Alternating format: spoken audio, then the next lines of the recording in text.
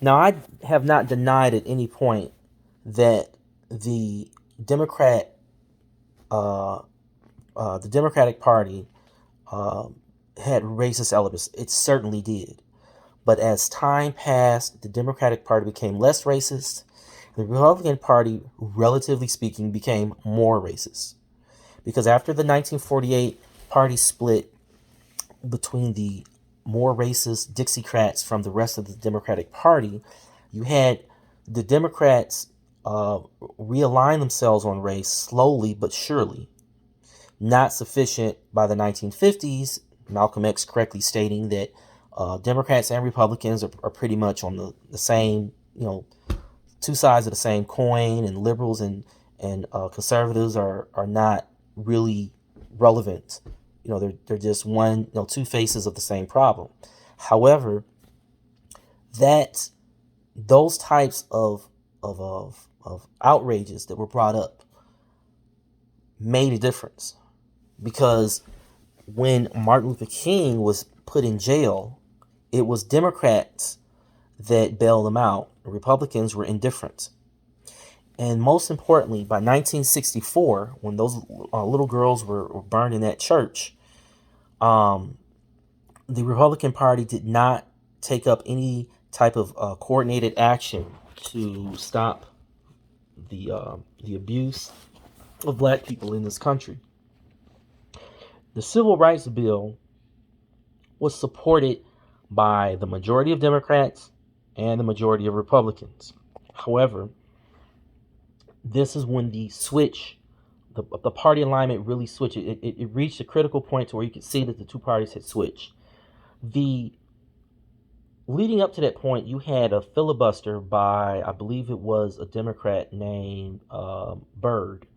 Byrd had filibustered. He had stood on the Senate floor and filibustered as long as he could against the Civil Rights Act. Okay, yeah, that was really messed up. But then by 1964, when the bill came to be voted on, it had to go through the reconciliation process between the two houses and then re-voted. Not one single Southern Republican voted for the Civil Rights Act. Not one. And the GOP president, the GOP presidential candidate, Barry Goldwater, who was running against Lyndon B. Johnson, Barry Goldwater voted against the Civil Rights Act. So that's the switch. So you had, leading up to the Civil Rights Bill being debated, you had the filibuster by a Democrat. Then, as it was moving along, then you have the GOP basically turn their backs to it in the South, and you had the president of the GOP realigning the GOP towards, I guess, ultra minimalist constitutional values, where he wanted the federal government to do as little as possible and to allow the states to handle these social issues, i.e., states' rights. So that's one area where you can say that the Democrats and Republicans started to switch, because states' rights was a Democrat thing. The Republicans weren't all about states' rights. Hey, the Republican president Abraham Lincoln threw states' rights out the window and started and initiated his part in the Civil War. So at that time in the 1960s, you had Hubert Humphrey and Lyndon B. Johnson trying to push for social changes, and hearing people complain about how fake Lyndon B. Johnson was. I don't care what he said. I care about what he did.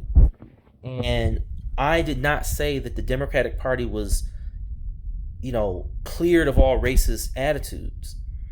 But if I had to choose between Barry Goldwater, who was supported by the KKK, who voted against the Civil Rights Act, and here's where another element of the switch occurred, who campaigned with a Democrat known as Strom Thurmond, who was a vicious racist against black people, and who switched to the Republican Party at that point. That's when he switched.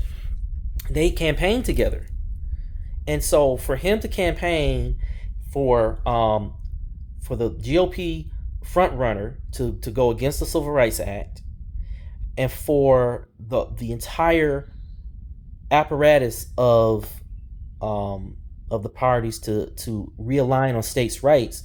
And you got to keep in mind, Bobby Kennedy was assassinated also during this time period, and you had a lot of um, just a lot of a lot of changes between the parties. Reagan had switched. Reagan used to be a Democrat, and his attitude was, well, the Democratic Party changed. The Democratic Party left me, he says. So if the Democratic Party changed and Reagan acknowledged that, then we have to acknowledge that there was a switch on the Democratic side. We certainly can see that the Republican Party switched because they were up to 1964 supporting civil rights, but then they switched. And right after the Civil Rights Bill was passed, the Republican Party basically kicked out the factions within that supported the Civil Rights Bill. You see, here's the other thing that people have to remember. The regional attitudes about race and equality never changed. The Republicans were the northern faction. The Democrats, they're the ones that were against black equality. Those are the southern white conservative faction. The southern white conservatives didn't move northward, and the liberal Republicans and the liberal progressives didn't move to the south. So the fact that the people in those regions switched parties is yet another evidence that there was a switch. So I don't believe that we need to play this dumb game anymore with the who you were 150 years ago is who you are now, or the Republican Party, like we owe them. Black people don't owe the Republican Party anything. And we don't need conservatives to try to tell us what, where our minds are. I don't feel an obligation to the Democratic Party, and I don't know of any black person that does. We certainly do find, despite the Democratic Party's problems, that we have more of an influence to get our rights secured in the Democratic Party than in the Republican Party. And no, welfare doesn't lullaby us into being lazy. Welfare isn't the reason. What happens is when there's a lot of discrimination, we don't have any recourse. Republicans deny discrimination exists. They deny job, wage, and hiring discrimination.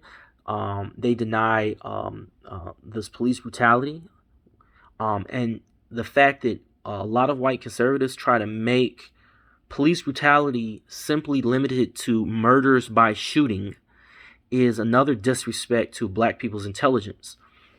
It is insulting to black people to sit up here and try to tell black people that the shooting deaths by police is such a low number that there isn't a problem with police brutality. The Constitution and our rights and our sense of dignity and respect and our values are not based upon whether or not we die or not. Okay? Y'all over there on the right who go crazy over voter fraud, that you would try to destroy the country to overturn the election.